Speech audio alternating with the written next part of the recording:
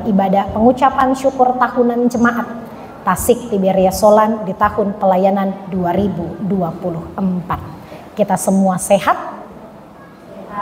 Bapak Ibu sehat? Puji Tuhan. Ada yang mengantuk karena bakar jahat sepanjang malam? Saya hampir setengah mengantuk karena saya ikut juga membakar jahat sepanjang malam. Baik Bapak dan Ibu, jemaat yang kekasih dan diberkati Tuhan, ada satu pertanyaan yang saya mau tanyakan kepada Bapak dan Ibu mengawali renungan ini, karena ketika kita membuka bagian firman Tuhan ini nanti ketahuan dong jawabannya dari teks pembacaan firman Tuhan. Satu pertanyaan saja, ketika Bapak dan Ibu ikut Tuhan, Bapak dan Ibu jadi orang Kristen, Bapak dan Ibu ikut Tuhan, supaya Bapak Ibu diberkati atau karena Bapak Ibu diberkati? Supaya diberkati, boleh angkat tangan. Saya jadi orang Kristen, saya ikut Tuhan, saya jadi orang percaya supaya saya diberkati. Tiada yang mau diberkati? Waduh, bahaya. Cuma saya dong yang mau diberkati. Bapak Ibu tidak mau diberkati?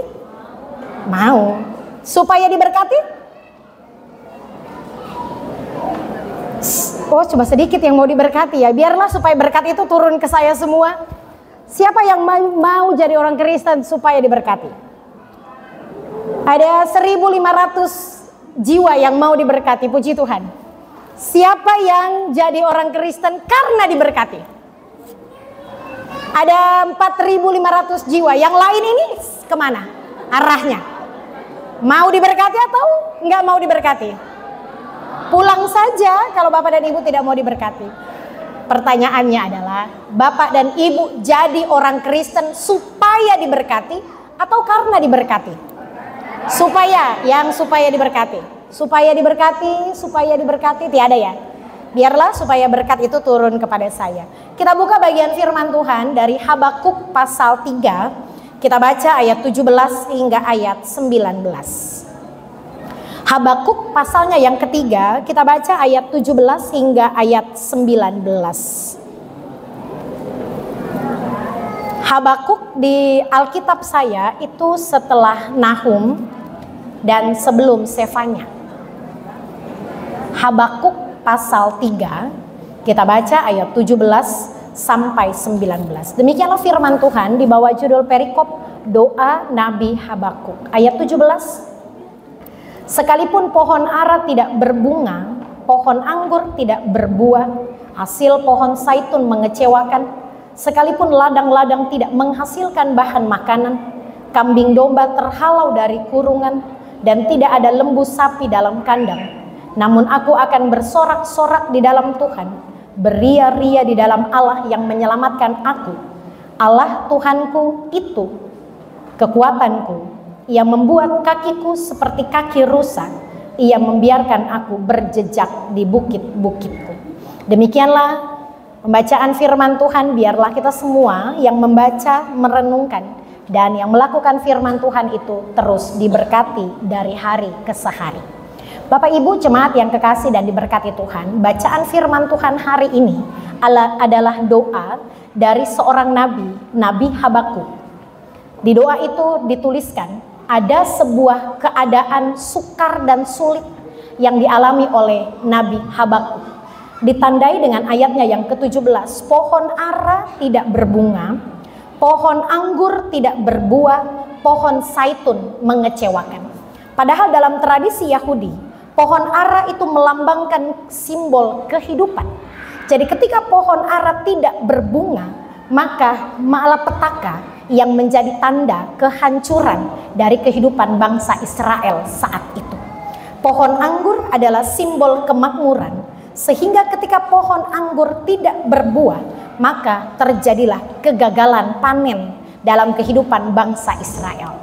Dan pohon zaitun adalah simbol kekuatan, sehingga ketika pohon zaitun mengecewakan hasilnya, maka bangsa Israel hidup tanpa harapan menyambung hidup di hari-hari berikutnya.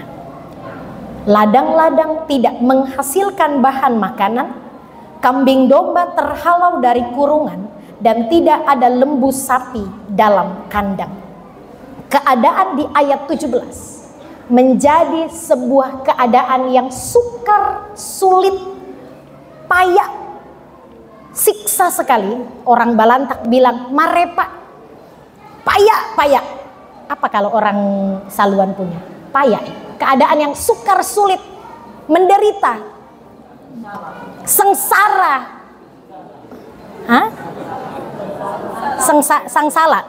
sengsala. Pokoknya siksa sekali lah. Itu juga yang dialami oleh kehidupan kita tahun ini.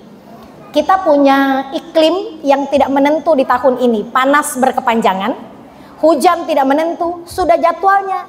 Katanya 17 Agustus itu pasti so panas matahari ibu, tenang saja. 18 Agustus dia badai hujan kencang. Kukudik berapa kali banjir tahun ini. Kita ada di siklus cuaca yang tidak menentu. Baru tanam jagung, hujan badai. Padi-padi yang ditanam tidak bisa dijemur dengan baik karena perubahan iklim, perubahan cuaca yang tidak menentu. Kita dilanda dengan duka cita berkepanjangan. Ada orang-orang yang kita kasihi yang pergi meninggalkan kita duluan.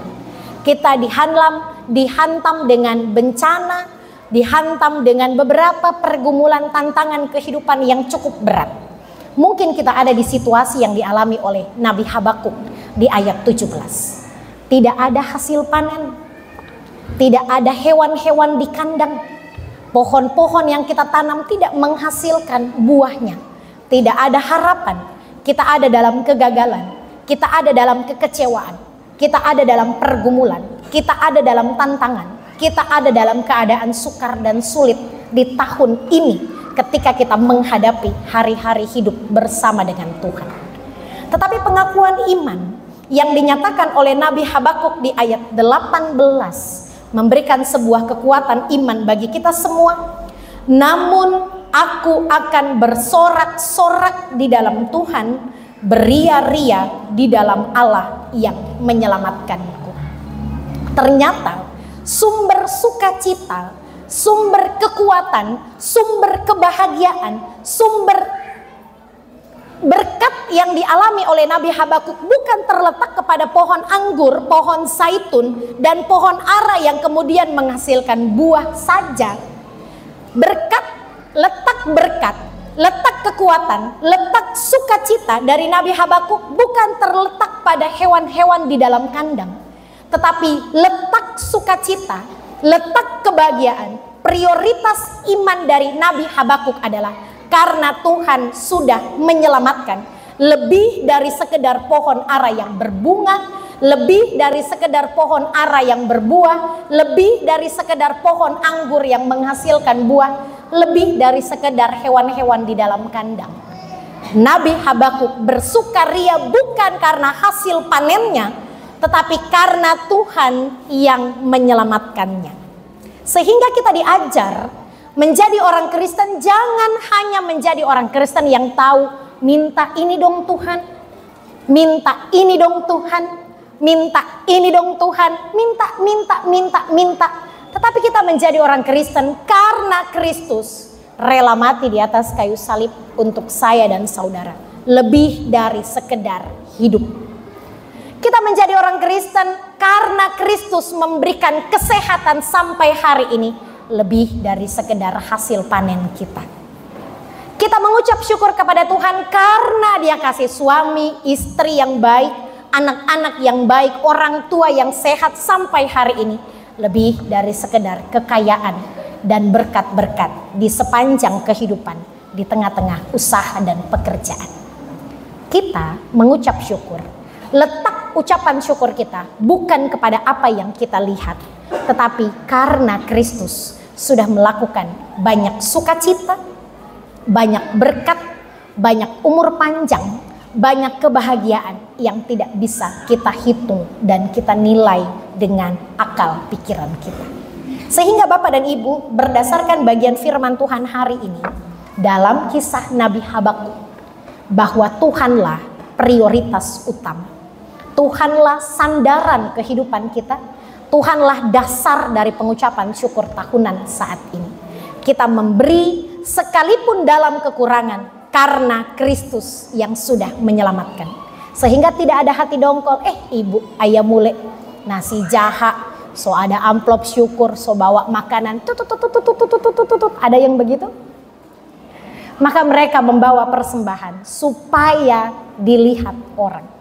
Tetapi ketika kita membawa persembahan kita karena Tuhan, maka apapun hasil yang kita miliki di rumah, apapun hasil yang kita miliki di ladang, apapun hasil yang kita miliki di pekerjaan kita, kita bersyukur karena Tuhan sudah baik dalam hidup kita. Ketika Bapak dan Ibu menyumbang untuk gereja ini, bukan supaya Bapak dan Ibu diberkati, tetapi karena Tuhan sudah menganugerahkan banyak berkat umur panjang dalam kehidupan kita untuk pelayanan di gereja Tuhan. Sehingga pesan firman Tuhan bagi kita dalam ibadah saat ini, jangan berprinsip mengikut Tuhan, mencari Tuhan, membawa persembahan supaya kita diberkati, tetapi membawa persembahan mengikut Tuhan, aktif dalam persekutuan, karena Kristus sudah sangat baik dalam hidup kita. Dia tidak hitung berapa banyak tarikan nafas yang harus kita bayar. Dia tidak hitung berapa banyak umur yang harus kita bayar kepada Tuhan. Tapi dia menganugerahkan banyak berkat, banyak sukacita, banyak kebahagiaan, banyak umur panjang, banyak sukacita yang terus dilimpahkan dalam kehidupan kita. Bersukacita terus dalam segala keadaan. Ingatlah, terus bersukacita karena Tuhan baik dalam hidup kita. Terpujilah Kristus dengan firman-Nya. Amin.